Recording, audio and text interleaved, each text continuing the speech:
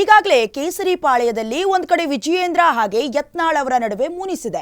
ಇನ್ನೊಂದು ಕಡೆ ಇದರ ಬೆನ್ನಲ್ಲೇ ರೆಡ್ಡಿ ಹಾಗೆ ಶ್ರೀರಾಮುಲು ನಡುವೆ ಕೂಡ ಅಪಸ್ವರಗಳು ಹಾಗೆ ಬೇಸರಗಳು ಕೂಡ ಕೇಳಿಬರ್ತಾ ಇದೆ. ಇನ್ನು ಯತ್ನಾಳ್ ಬಣಕ್ಕೆ ಜೈ ಅಂದ್ರ ಮಾಜಿ ಮಂತ್ರಿ ಶ್ರೀರಾಮುಲು ಈ ಹೊತ್ತಿನಲ್ಲಿ ಅನ್ನುವಂತಹ ಪ್ರಶ್ನೆ ಮೂಡುತ್ತೆ. ರೆಡ್ಡಿ ಜೊತೆಗಿನ ಜಗಳ ಬೆನ್ನಲ್ಲೇ ಯತ್ನಾಳ್ ಬಣಕ್ಕೆ ರಾಮುಲು ಬಲ ನೀಡಿದಂತೆ ಕಾಣಿಸ್ತಾ ಇದೆ. ಶ್ರೀರಾಮುಲನ್ನ ಸಂಪರ್ಕಿಸಿದ್ದಾರೆ ಬಸನಗೌಡ ಪಾಟೀಲ್ ಯತ್ನಾಳ್ ಅಂತ ಕೂಡ ಹೇಳಲಾಗ್ತಾ ಇದೆ. ನಮ್ಮ ಜೊತೆ ಬನ್ನಿ, ಅವಕಾಶ ಸಿಕ್ಕರೆ ಅಧ್ಯಕ್ಷ ಸ್ಥಾನಕ್ಕೂ ಕೂಡ ಸ್ಪರ್ಧೆ ಮಾಡಿ ಅಂತ ಹೇಳಿದ್ದಾರಂತೆ. ಇನ್ನು ಆಫರ್ ಕೊಟ್ಟ ಯತ್ನಾಳ್ಗೆ ಮಾಜಿ ಮಂತ್ರಿ ರಾಮುಲು ಅವರು ಅಭಯ ಹಸ್ತವನ್ನ ಇಲ್ಲಿ ನೀಡಿದ್ದಾರೆ.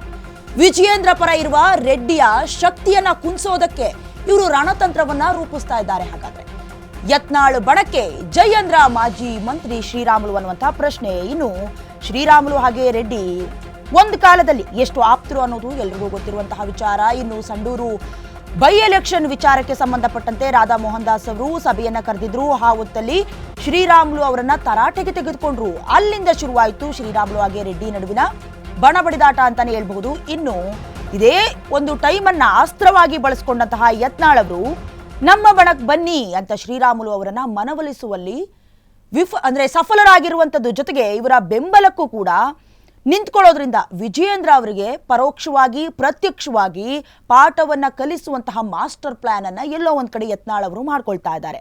ಇನ್ನು ರೆಡ್ಡಿ ಜೊತೆಗಿನ ಜಗಳದ ಬೆನ್ನಲ್ಲೇ ಯತ್ನಾಳ್ ಬಣಕ್ಕೂ ಕೂಡ ಶ್ರೀರಾಮುಲು ಬಲ ತುಂಬುವಂತ ಕೆಲಸ ಮಾಡ್ತಾ ಇದ್ದಾರೆ. ಅಭಯ ನೀಡುವಂತಹ ಕೆಲಸವನ್ನ ಕೂಡ ಮಾಡ್ತಾ ಇರುವಂತದ್ದು. ನಮ್ಮ ಜೊತೆ ಬನ್ನಿ, ಅವಕಾಶ ಸಿಕ್ಕಿದ್ರೆ ಅಧ್ಯಕ್ಷ ಸ್ಥಾನವನ್ನ ಕೂಡ ಸ್ಪರ್ಧೆ ಮಾಡಿ ಅಂತ ಹೇಳಿರೋದು. ಇನ್ನು ಬಿಜೆಪಿಯಲ್ಲಿ ದಿನದಿನಕ್ಕೂ ಕೂಡ ಬಣ ಬಡಿದಾಟ ಹೆಚ್ಚಾಗ್ತಾ ಇದೆ. ಅಧ್ಯಕ್ಷ ಸ್ಥಾನವನ್ನ ದಕ್ಕಿಸಿಕೊಳ್ಳೋದಕ್ಕೆ ಎರಡೂ ಬಣಗಳು ಕೂಡ ಆಕ್ಟಿವ್ ಆಗಿದೆ.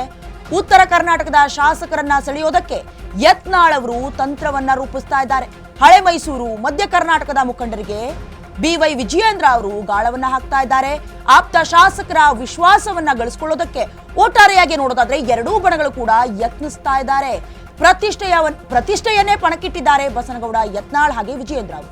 ಅಧ್ಯಕ್ಷ ಫೈಟ್ ನಲ್ಲಿ ಸೋಲಾದ್ರೆ ಮುಂದಿನ ನಡೆ ಏನು? ಹಾಗಾದ್ರೆ ಯತ್ನಾಳ್ ಬಣ ಸೈಲೆಂಟ್ ಆಗತ್ತಾ?